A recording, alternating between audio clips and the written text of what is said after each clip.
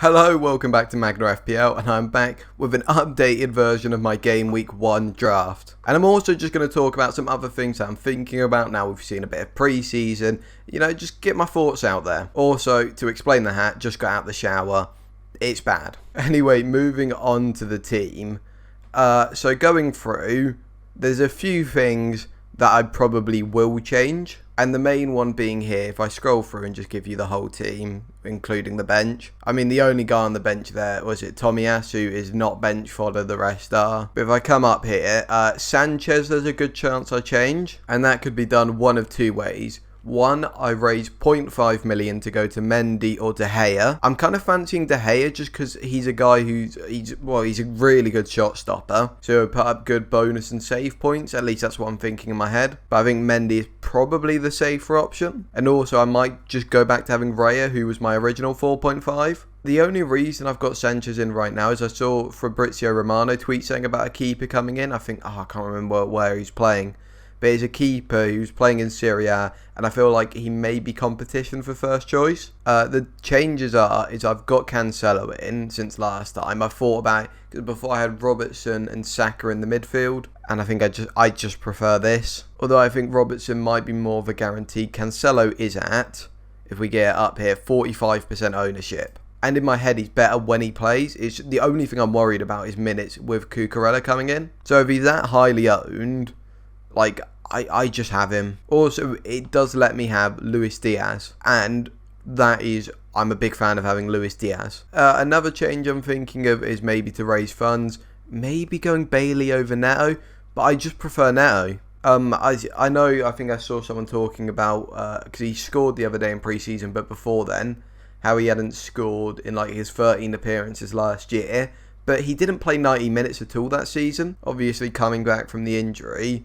And what I've always said, my line with Neto is if he looks fit and good to go in pre-season, I'd probably have him. And I think we'd all agree he's looked fit and good to go in the bit of pre-season I've seen. Obviously, I've only seen highlights.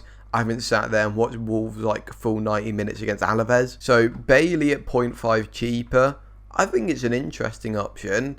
And the 0.5, maybe it could do things for my team, which I'll talk about in a second, with other ways to free up 0.5. But personally, I just think he has better goal involvements per 90, so I just want him more. The strikers I'm not thinking about too much. I know before I had Undav and Mateta, and I do like them both, but I just think the overall team here is better.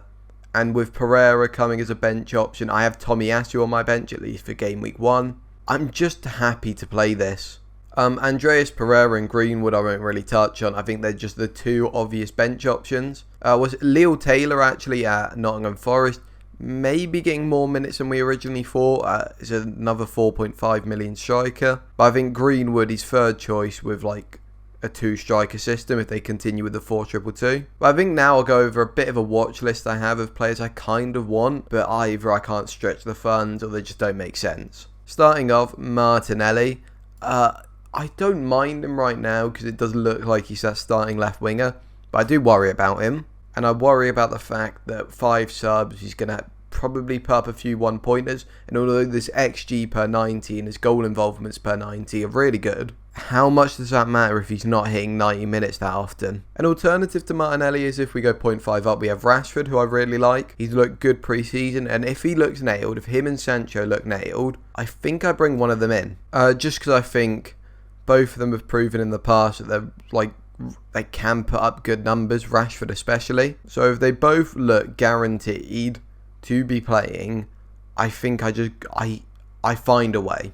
Another enabler I'd like to speak about is Nico Williams. Nico Williams is a playing 4 million defender, but we don't all have him. This has got to be one of the first times that we know there is a playing 4 million defender who's a wing back in a back 3 and is a really attacking option, and we're not all over it. But the issue for me is, with Nico Williams, defenders are just so good this year. Although the one defender I do worry about here is Perisic. The one defender I do worry about who I've got right now is Perisic.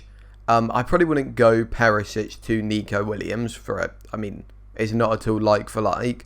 But there are a couple of reasons I do worry about Perisic. There's no one at 5.5 outside of him, which, isn't awful. You can go down to 5. And there's a few options there. Your Trippier, Walker maybe. If he looks like he's going to be starting, we don't know. And I think there's a couple others. He's really attacking, but you worry about minutes. So I think Nico Williams is kind of on the shortlist if I really need a way of getting to people like Sancho and Rashford. Anyway, I think that's an overview of this first draft. Sorry I've been a bit lacking with the videos. I got a few things planned. First of all, big one, I think I'm going to go through the highest owned players who I think are bad. You know, the old traps. Second of all, go through some bargains. Third of all, look through some pre-season stuff. See what people are doing, how they're lining up, if it's different. Anyway, if you guys have got any more video ideas outside of those ones, be sure to just, you know, drop them down in the comments. I'll be reading them. I'll be replying to them. I'll be thanking you if they're any good. If they're bad, I won't. Anyway, thank you for watching and goodbye.